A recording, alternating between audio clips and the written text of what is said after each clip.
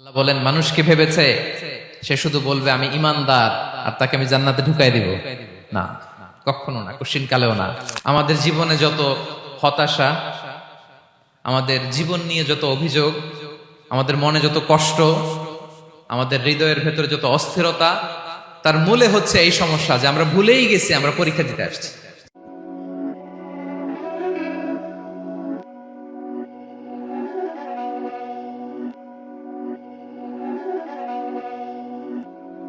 পৃথিবীর ফিচার হচ্ছে এখানে বিপদ থাকবে, বিপদ ছাড়া কেউ থাকবে না। স্ট্রাগল থাকবে, কষ্ট থাকবে, ঝুঁকি থাকবে, রিস্ক থাকবে এবং নানা ধরনের বিপদ আপদ দিয়ে আল্লাহ তাআলা আমাদেরকে পরীক্ষা করবেন। এটা মাস্ট, এটা আমাদের মাইন্ডসেটে নিয়ে নিতে হবে। মাইন্ডসেটে এটা ক্লিয়ার থাকতে হবে। চিরসুখ চিরশান্তি এই দুনিয়াতে মিলবে, কোথায় মিলবে তাহলে? এটা তাহলে বিপদ আসবেই, আপদ আসবেই, পরীক্ষা থাকবেই আমাদের জীবনে। তবে ইন্টারেস্টিংলি মজার বিষয় হচ্ছে পরীক্ষাটা এক একজনের এক এক রকম।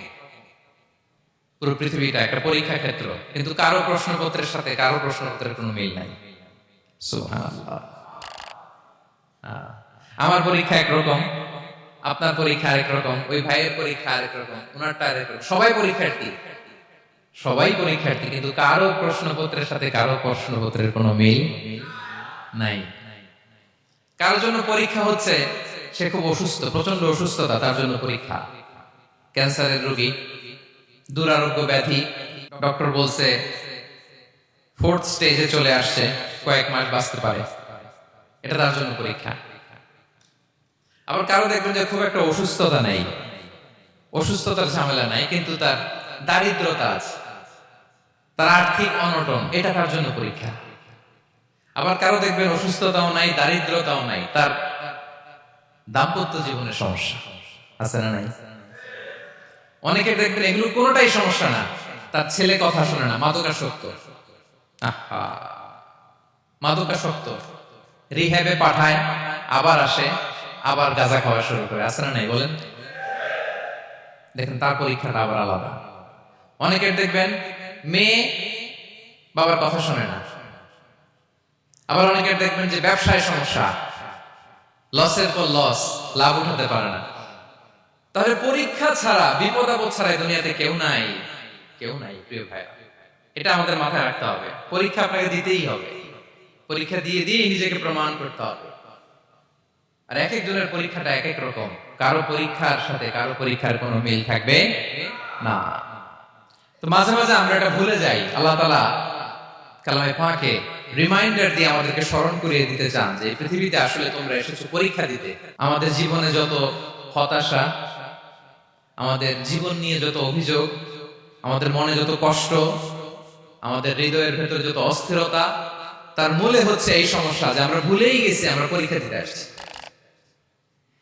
এটা যদি ভুলে না যান, এটা যদি আপনার মাইন্ডসেটে থাকে যে পুরো জীবনটা একটা পরীক্ষা, তাহলে দেখবেন কোনো কিছু আপনাকে কাবু করতে পারবে না। আপনি হতাশ হবেন না, জীবন নিয়ে আর অভিযোগ থাকবে না, আপনি ভেঙে পড়বেন না, সব অভিযোগ হতাশা দূর হয়ে যাবে। তারপর বুঝতে পারলাম পরীক্ষা আপনাকে দিতেই হবে। পরীক্ষা দেয়া ছাড়া এই পৃথিবী থেকে চলে যাওয়ার কোন চান্স বা সুযোগ আমাদের কারো নেই।